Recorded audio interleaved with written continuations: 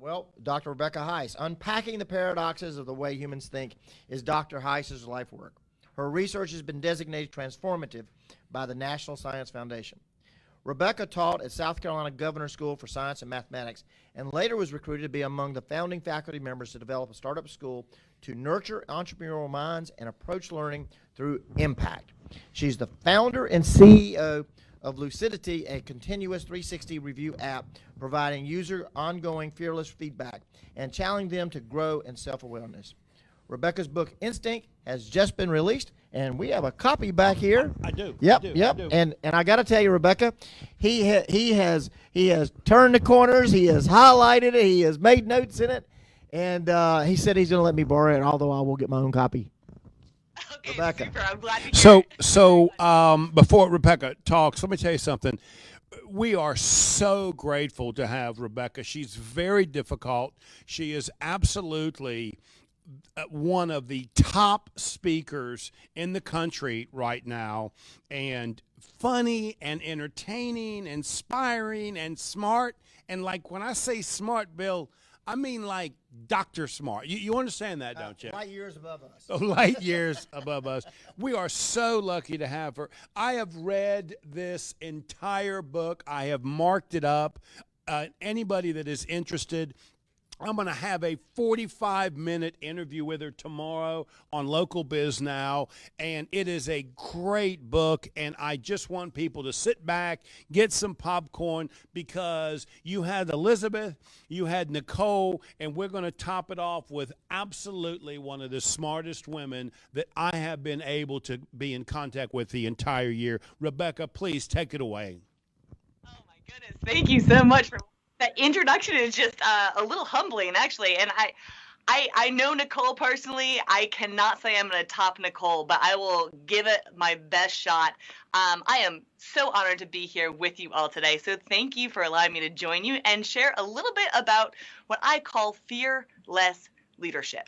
So let me give you an introduction to me that you might not have heard.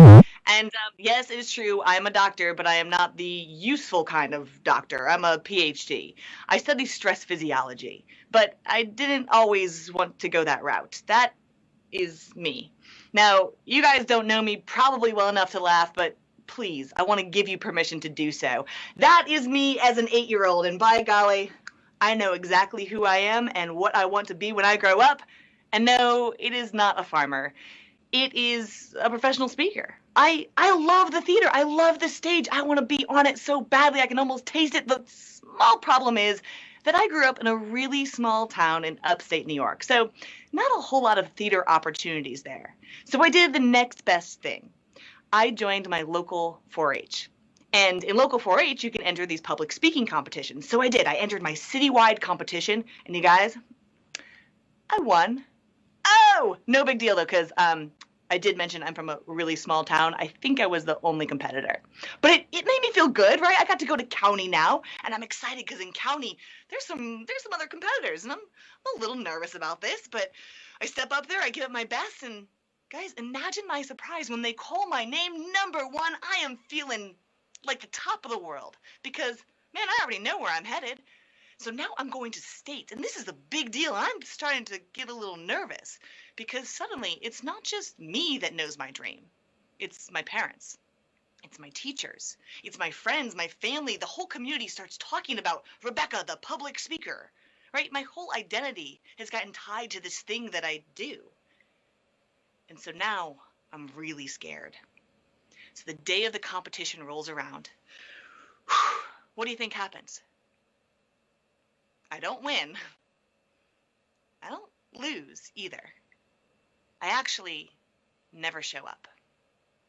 I'm so nervous about the possibility of letting people down, letting myself down, failing, that I played sick the day of the competition.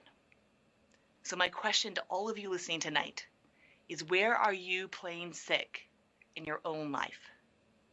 In a relationship? In your business? In your community? Where are you not showing up fully? Just so you'll always have that excuse in the back of your head, like I did. Well, if I had, I probably would have won. So many of us go through life letting our fears hold us back from fully living.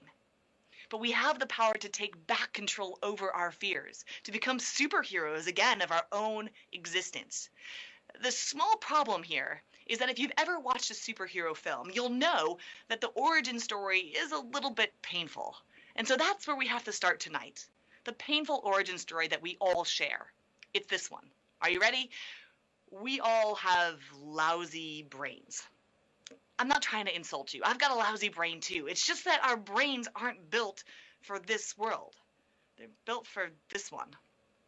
It's a world where our ancestors lived. And the environment was pretty sparse and scarce and dangerous, and there were literal tigers around every corner, but that's not the world we live in today, right? The world we live in today, well, look, you look around, we've got incredible technology and populations have increased to 8 billion other individuals. It's an amazing, safe, abundant environment. There's just one small problem. Our brains haven't kept up. Biology doesn't increase at the rate of technology or populations. It's really slow. So unfortunately, biologically, our brains are still stuck way back here, living in the Stone Age. We've got Stone Age brains trying to process this modern world. And the big problem with having a Stone Age brain is, well, information's still coming at us really fast in this modern world, at a rate of about 400 billion bits per second. How do we juggle all of this? As business owners, as families, as leaders, how do we do this? Especially when our conscious brain can only process about 2,000 bits per second. What that means, if you want to do the math with me right now, is that 99.999999999% of the time, we're operating from the stories, shortcuts, instincts of our subconscious brain. A brain that operates mostly on fear. Unfortunately, those fears prevent us from fully living. So we are here to take back our fear. What do you guys think? What's the #1 fear in America?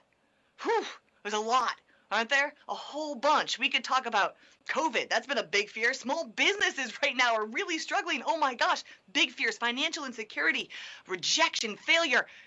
Any of those would make excellent answers. The #1 fear survey says is snakes. Snakes? Yeah, this is not exactly the most logical thing to be afraid of, right? This doesn't make any sense. In fact, well, it does make sense, though, when we remember that we've got a Stone Age brain. And for our ancestors, that was something that was a real threat. We're not wandering around the Costco parking lot, dodging snakes today, but in our brains,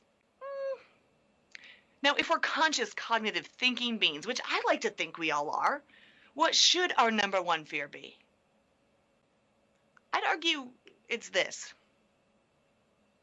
No screams of terror out there? What? Why not? The #1 thing we die of is heart disease. That should look like the laser beam of an AK-47 pointed directly at our hearts. It should be terrifying. But man, it looks delicious, doesn't it? I don't know about you, but I'm gonna get one of these after I finish because I could use some Wait a second. Why does our brain crave things that kill us? That's not particularly helpful, is it? I mean, our brain should be craving kale, and kale does not taste like that. Oh yeah, once again, it's because our brains aren't built for this world. Our brains don't recognize that we can go down and get 5,000 calories for $5 in under 5 minutes. They're still saying our brains are going, well, we gotta layer down the fats and sugars. We have to survive this cold, harsh winter that we know is coming.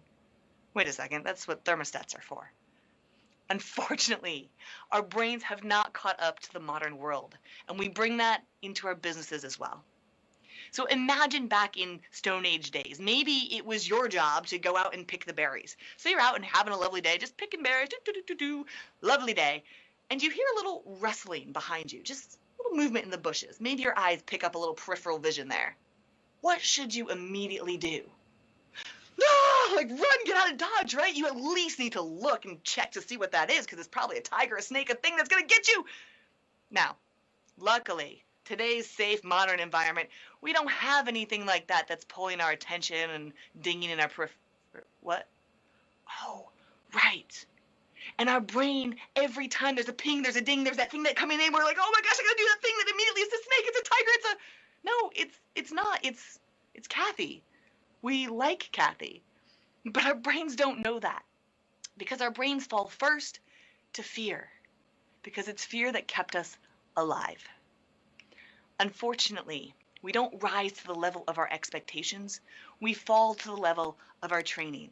And often that training gets us into trouble because we stay afraid of things that aren't actually really threatening anymore in the modern environment. So tonight, I wanted to cover 2 fears that I think are relevant for everyone. Are you ready for them? Rejection and failure. Now, both of these fears are real. I mean, I don't know anybody that's like, yeah, I love getting rejected. Failure is my favorite. No, they're terrifying for good reason. Because for our ancestors, if you got kicked out of the tribe, you died. So still to this day, our brain's going, whoa, whoa, whoa, whoa. You got to make sure everybody likes you around here. Same thing with failure. If you didn't bring home enough meat, you died. If you failed, these were real, serious consequences. But today, in the modern environment, this abundant, safe space that we live in, we need to get a hold of these fears in order to become the best leaders that we can be. So I want to start with our fear of rejection. So I know we've heard this about a bazillion times, right? You're supposed to exercise discomfort, lean into discomfort, get comfortable in the discomfort. What does that even mean? I got really curious about this, and at the brain level, it's pretty clear, because the brain lives in 2 distinct worlds. Here, where everything is going exactly as it always has been. It's safe, we like it, we know the patterns, we feel good about it. Over here, we dip our pinky toe into discomfort, like, I don't know, the last year and a half, and our brain leaps from perfectly safe and happy to, oh my God, we're gonna die! Whoa, whoa, whoa, brain. This is not, whoa.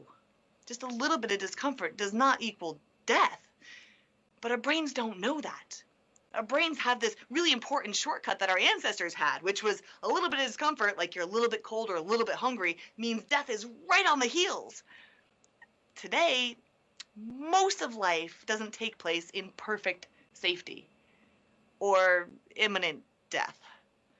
There's a whole lot of gray area in between. And that's what our brains need training for. Because our brains don't even recognize that there's this whole middle ground where most of life occurs. It's why today, if you want to, you can go and you can have yourself a little stress response for no particular reason. Try this. Tomorrow, when you go up and you get your cup of coffee, go to your favorite local shop to get a nice cup of joe, order that delicious latte exactly as you like it, and just before you pay, lean in and say, yeah, could I get 10% off? I promise you, you are going to have a full-on stress response. Your heart's going to pound. You're just going to start breathing heavily. You might sweat a little bit. What is going on? You're asking for a discount. No, you're about to get rejected. Your brain is going, we're going to die. We're going to die. She's going to say no, and then we're going to die. So your barista says no, and you pay your $10.99 or whatever you pay for coffee, and you walk out the door. Nothing bad happens. And in fact, what you've done there is you've trained your brain to recognize, oh, interesting. I had a stress response and I didn't die today. Cool. Then tomorrow you'll go out, you'll grab your book on the street corner and start just reading aloud, some poetry maybe, or singing a little as you go. And people are going to pull their kids to the opposite side of the sidewalk because who is this weird person? Oh my goodness. And it'll be fine. Nothing bad will happen. But I promise you, you're probably going to have another stress response. And then once again, your brain will record, interesting, I had a stress response and I didn't die today. The more we actively seek these safe forms of discomfort, the more when discomfort finds us, and we're not actively seeking it, the more we can stay in this calm space going, okay, yep, I feel this stress coming on. I understand this because, hey, brain, look back. See all those references that you have when you had this stress response and you didn't die? Great. I need you to stay here, right here on this frontal lobe with me, where we can make conscious cognitive choices. That as business owners and leaders, we are absolutely having to make every single day. This is the same kind of training that we give to Navy SEALs. It's called stress inoculation. We ask them to do a task, perfectly safe, but it's going to cause a stress response. And then once they acclimatize, we turn it up a little bit. So to me, I think we should probably get started on this training like now, right? We can't wait. Look, life is going to continually throw stressors our way, so let's start training our brains now to deal more consciously with the stressors that we know are coming down the line. You guys in? Here's what I need. I want all of us, no matter where you are, to put on your boogie shoes because we are about to do a 10-second dance party. That's right. Right there at home, just like open the blinds, let everybody see. Here's the point. There's no music. You can't be wrong. Just give me your very best boogie. So like 10 seconds. Come on, let's go. Boogie, boogie, boogie. I know it's got to look a little weird, but here's the thing. I'm having fun. I don't know about you. Stop. Okay, a couple things to note. One, you're probably smiling. If you just did that with me, you're probably smiling, which means, that wasn't so bad. And you didn't die. Huge win. All right, so now the challenge is this. Joe, just you. I'm joking, buddy. We all just got to do that together so we feel safe in that crowd. But often as leaders, as business owners, we have to step into that discomfort alone. And that's a really scary space to be. But let's just say Joe's like, all right, I'll do it. And he comes up and he gives his very best boogie. And I'm so sorry, Joe, but you are terrible. He's bad. He's really, really bad. But he does it. How do we all feel about Joe? Right? Bravo. He's brave. How courageous. What if he comes up and he boogies and he's good? Once again, we're like, wow, bravo, positive emotions. So what is it that stops us? That stops you, Joe, from getting up here and boogieing? Oh, hey, fear of rejection, right there. Listen, if we are going to kick you out of this tribe for dancing poorly, you just need to find yourself a better tribe. This is the point. We have an opportunity to choose our own tribes. So let go of that fear of rejection. In fact, I want to offer you a challenge. There's 30 items up there. All things that are safe forms of discomfort, but they're probably going to elicit pretty major stress responses for you. And when you do them, and you don't die, you're all the more prepared for when that stressor finds you, and you're not ready for it. So, tomorrow, go ask for a tour of a restaurant's kitchen, or ask for an opinion about your shoes from a stranger. Anybody like my shoes? Not that hard. All right, so that will take care of your fear of rejection. If you are actively seeking that discomfort, you'll know what to do when discomfort finds you. Which leaves only failure. Now, how bad is failure? It can't be that bad, right? So, I am not a race car driver, despite that image of me that makes me look that way.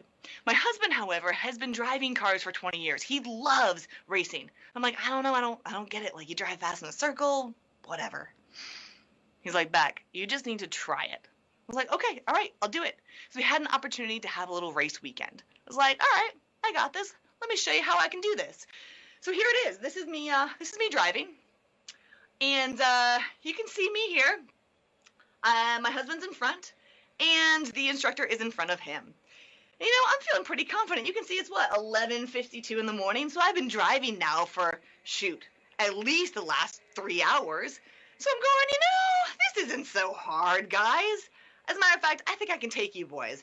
Let me go ahead and pass you on this corner. Here we go. Yeah.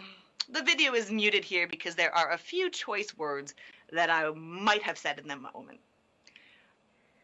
This is how I spent most of the day. Now, I'll tell you, I was not particularly pleased in that moment because I got out of that car and I was like, whew, I'm right back here again. Immediately, I'm that little girl going, I don't want to be that loser. I can't lose my status. Oh my gosh, I have to prove my value. You don't even know. I can't be wrong. I gotta win. And this one, I don't want to look foolish. When we're talking about failure, most of the time we're talking about external failure, this type of failure. I don't want to look bad. I I gotta look like I know what I'm doing out there, don't I? But the reality is, this is just a form of comparison. I was a loser, I thought, because, well, my husband was obviously winning. I was being defeated. He was having the success. I must be wrong. This external failure doesn't actually serve anyone.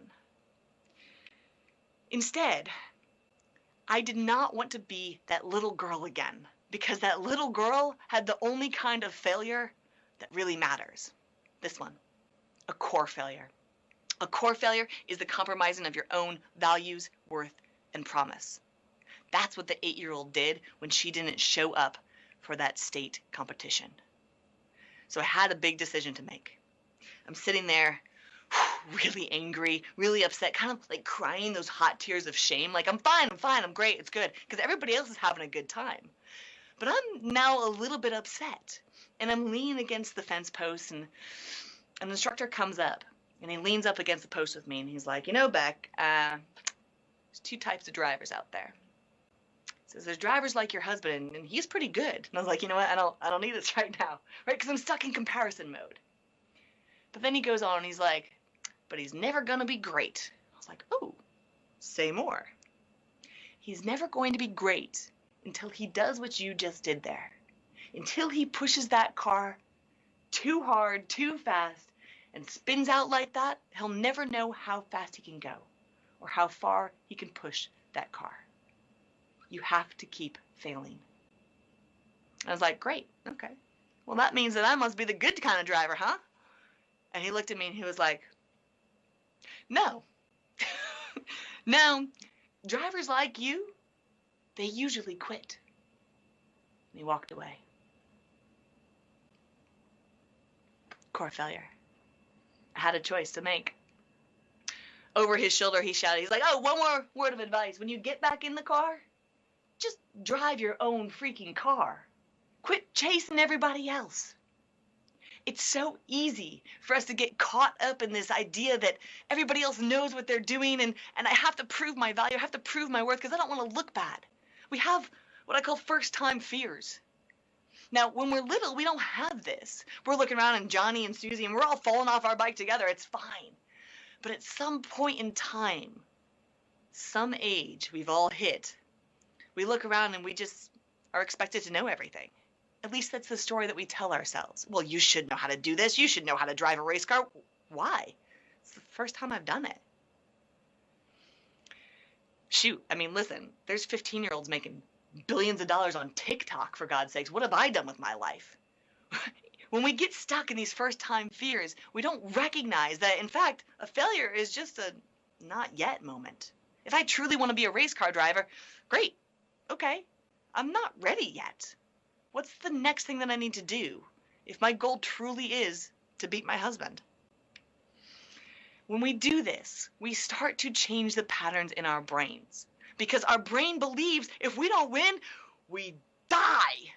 Well, no, not anymore. Today, if we don't win, we just have an opportunity to learn something. And this is gold. So many of us believe we have to be superheroes. We have to show up completely invulnerable. We have to know it all. We have to have all of the successes just lined up. And the reality is, well, that would make you Superman. But even Superman had vulnerabilities. He spent his whole life running away from kryptonite. What if the story had been different? What if instead of racing away from kryptonite, Superman had said, world, I really like saving you and jumping over tall buildings and single bounds and all of that, but I have a weakness. If you guys could just watch my back, when there's kryptonite, you could help me out. I'd really appreciate that. If Superman had flaunted his kryptonite rather than running from his weakness, he'd owned it. Not only does he empower himself, he empowers his entire team. Think about this. Wonder Woman could have come in anytime there was kryptonite and said, oh, Superman, don't worry. I got your back. Kryptonite doesn't affect me. We're so scared of looking like a failure that so infrequently we don't show up for ourselves by just being ourselves. And yet the science shows that this is one of our most valuable things that we can do. It's known as the Pratt Effect. I've updated it. I call it the Jennifer Lawrence effect because, look, we all know and love Jennifer Lawrence, right? When we love her because, Well, she's a great actress, right? And because she gaffes all the time. She says things she's not supposed to. She falls in red carpet events, and instead of getting up and being like, oh, that never happened, she owns it. She rolls around, she laughs at herself. And we like her all the more for it, because we see her humanity. When the Pratt Effect was first studied, they had two separate conditions. In one condition, an interviewee would walk in and would answer questions with 90% accuracy. Really good. And then he'd leave. And in the second condition, the interviewee would walk in and he would answer questions with 90% accuracy. Really good. And just before he left, he'd spill a little bit of coffee in his lap. Just a little, oh, whoops, silly me. And walk out the door. Guess who got hired? Coffee dude. Guess who was rated as more likable? Coffee dude. Guess who was rated as more trustworthy, higher leadership potential? Coffee dude. Coffee dude. When we show up as ourselves, when we flaunt our kryptonite, we're far more powerful. So it's actually great to just be a human. We don't have to be so afraid of being rejected or of failing. But we do have to train our brains to recognize this new reality. And this is where the good news comes in, because the good news is that our brains are really trainable. And we know this because do you remember the first time that you drove a car? Oh man, your hands are 10 and 2 and you're looking all around. You're like, oh, speedometer, pedestrians, there's street signs. How do I do all of this? And if you drove today, one hand on the wheel, leaned back, adjusting your podcast, talking on your cell phone, screaming at the kids in the back, you're not even paying attention. That's awesome! Because what that means is that you've trained your subconscious brain to drive for you. If you can train your subconscious brain to do a complex and ever-changing task like driving, you can certainly train it to override stories and shortcuts and instincts that are no longer serving you. Here's the one piece that I want you to pay the most attention to this entire talk. It's this. Remember in your training that your brain is powerful, really powerful. So make sure you're asking yourself, what is the story that I'm telling right now? Because the stories that you tell yourself change who you are. Hands down, my favorite research of all time is this study. So the way they set it up, they had a group of housekeepers split into two different groups. And in one group, they told the housekeepers nothing. In the other group, they told the housekeepers, hey, do you know that when you're cleaning, you're actually meeting the Surgeon General's requirement for exercise? That's it. That was the only difference between the two groups. And yet, after 4 weeks' time, despite the fact that they all wore these nifty wristwatches which tracked exertion rate, heart rate, steps, all of that was factored out of the analysis. 4 weeks later, the group that was simply told that they were meeting the Surgeon General's requirement for exercise had lower weight, lower blood pressure, lower body fat, lower waist to hip ratio, and a lower body mass index. I read that study and I was like, you are an athlete. If you're laughing right now, thanks. I'm also a skeptic, right? And I was like, all right, there's no way. Like the scientists must have missed something here. So I dug into the research and I found more research that supports this.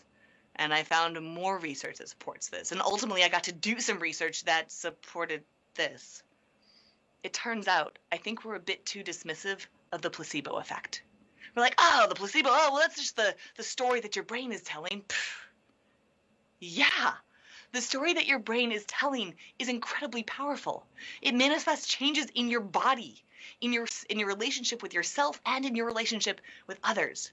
So it's really important that you pay attention to the stories that you're telling yourself. When you stop to listen, put away the phone, get into a quiet room by yourself, and just listen to what comes up. My guess is most of what's going to come up, you're not going to be very happy with, because your brain is full of these guys. Ants. Not the creepy, crawly critters, but automatic negative thoughts. Automatic negative thoughts are the thoughts that kept our ancestors alive because they focused on the negative. They thought, that's not a songbird here to entertain me. That's a snake. That's a tiger. Those were really helpful back then. But today, these automatic negative thoughts prevent us from living fully. We've got to replace them with something. Now, we know from brain science that these habits, these neural circuits, you can't just break them. It takes some work, some effort. In fact, it's a lot easier if you replace the neural circuit with something. So I can't just smush an ant. I have to replace it with something else. What am I going to replace it with? Easy. These cuties, little cute fuzzies. Pets. Practice enlightened thoughts. This is as cheesy as it sounds. Ready? I'm good enough, I'm smart enough, and doggone it, people like me. If you remember that SNL character, you're a part of my tribe. But truly, as much as we laugh and joke about these mantras, these practice enlightened thoughts, the science is pretty strong. In fact, when we start to replace our automatic negative thoughts with practice enlightened thoughts, we live longer, in better health, have better business practices, better relationships, better communication, and more profitable companies. This is a game changer. So how do we begin to change the way our brain processes these thoughts? Well, let's start with an automatic negative thought that we just talked about. I'm a failure. Oh, I'm a failure. Great. Where does that get you? It gets you sitting in the corner or outside of the car going, oh, I fail. I'm terrible. There's no action there. You can't do anything about it. So what if we replace this with a practiced enlightened thought? Now, of course, just like any pet, these take more work. They don't just show up like automatic negative thoughts. But when you notice this, we can change it to, I'm just not ready yet. So here's how I'm going to prepare myself. I'm just not ready yet. I tried to pass them on the curve. I wasn't ready yet. If my goal truly is to be a race car driver, this is the next step. Now I have an action item. Same thing with this one. I'll never be worthy. I'll never be enough. This one breaks my heart because I don't know a single person who hasn't said this to themselves at some point in their lives.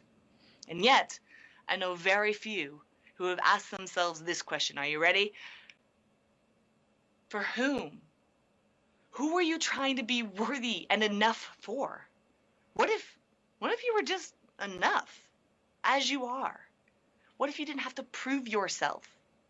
Instead of having to prove yourself again and again and, well, failing, or having the ant say you're a failure, what if you just showed up with worth and told your brain a different story?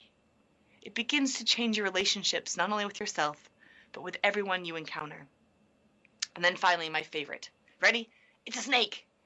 I told you we'd come back to snakes, right? This is the biggest fear. We got to conquer this fear. So in order to replace that ant, I want to replace it with, it's a snake. Wait a second. No, that's right. Exact same words. And this is the magical thing about the brain. The magical thing about the brain is that it releases the exact same hormonal cocktail under fear, stress, and anxiety as it does under excitement.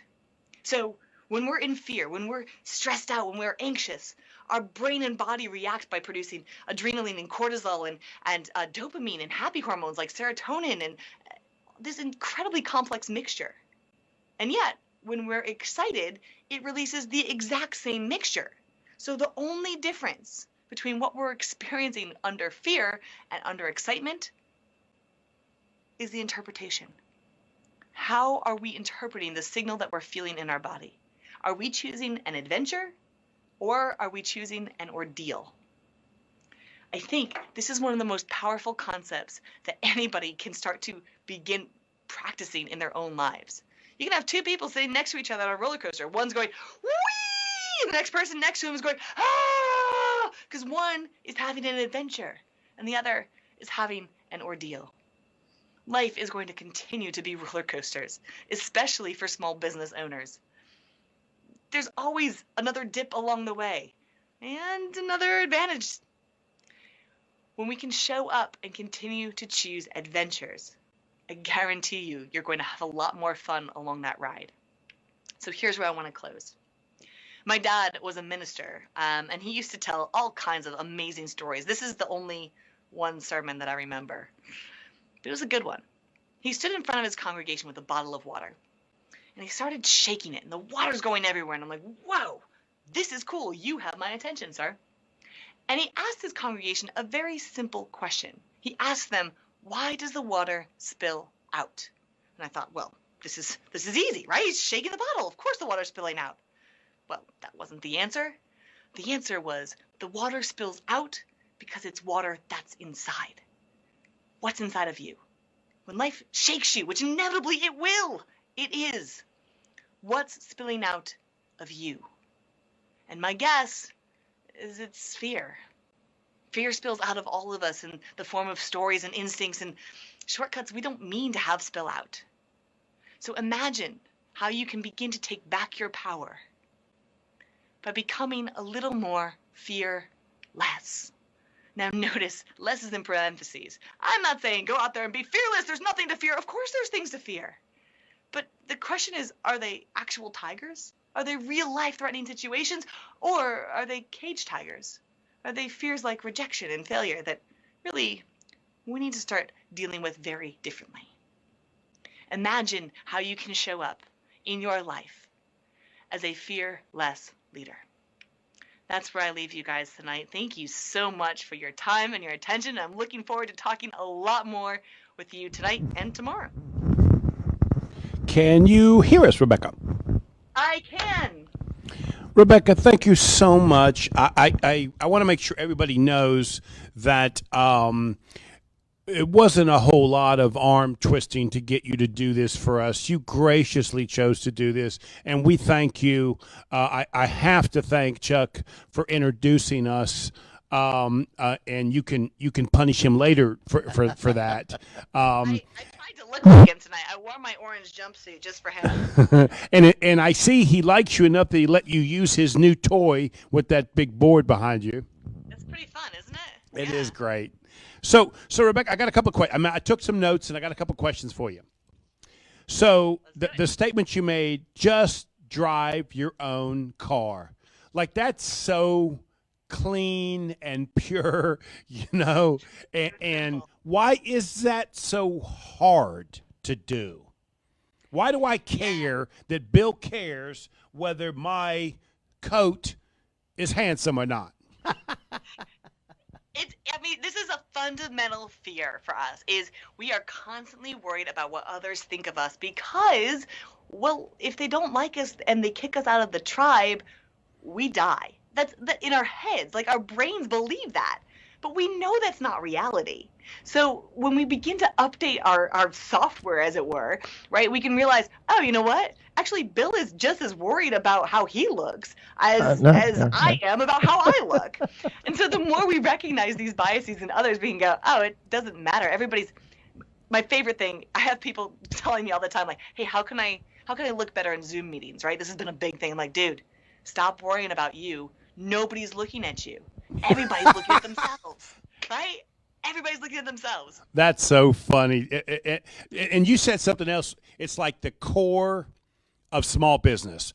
And when you talk about failure, for small business people, in general, the people I know that start and move towards small business, they don't see themselves ever failing. They might make some mistakes, have to change something else. They might alter to a different business or industry, but they don't see themselves failing, right? Now, they may not see themselves the same way personally, but in a business sense, they seem to capture the understanding that I haven't failed until I quit, right? I'll just do something else. So it's kind of like the core of difference that I see between small business people and people that choose not to do that. Is that a bad comparison, or would you agree with that? Oh no, I think it's great. I mean, that's exactly it. It's the tenacity to recognize, wait a second, this is if I sorry, I got some feedback there. If I quit now, if that compromises my core value, why would I give up? What's the next step that I can take? What's the smallest step forward that I can make? And you see that, I mean, look at this past year and a half. I can't speak more highly of the small business community in this area for all of the pivots, all of the ways they've adopted. It's been an incredible thing to witness. So I got one more question for you. Yeah. Why is it that the dude that spills coffee gets the job instead of me with my brand new jacket and my fresh cut hair? I don't get that. Because you look too good. I don't see your humanity. Like, I don't want to be compared to you, man. Like, I gotta spiff up here because I'm comparing to you. So I'd rather hire the guy that's just like, okay, he's more like me. He's spilling stuff, you know? That may be why everybody likes my mentee. I reckon so. Hi, Tom. Rebecca, thank you so much. It is such an honor to have you here. Now, tomorrow morning we're going to do this. I'm saving. I got all manner of questions for tomorrow. We're going to go through.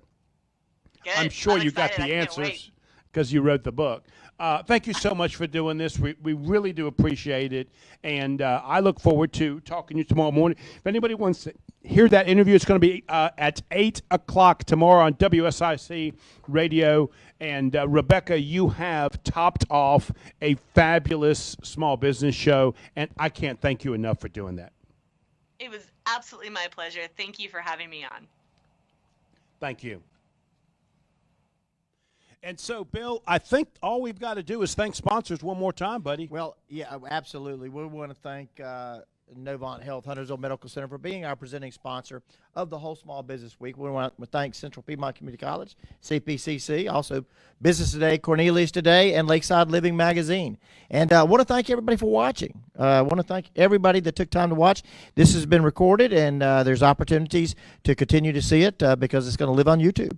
So you have watched tonight, and you can go back and watch last night, 2021 Small Business Event of the Year, Total Business Wellness, Feel Good, Work Good, and Achieve Intentional Success. And we thank you for being a part of this year's Small Business Celebration. Absolutely.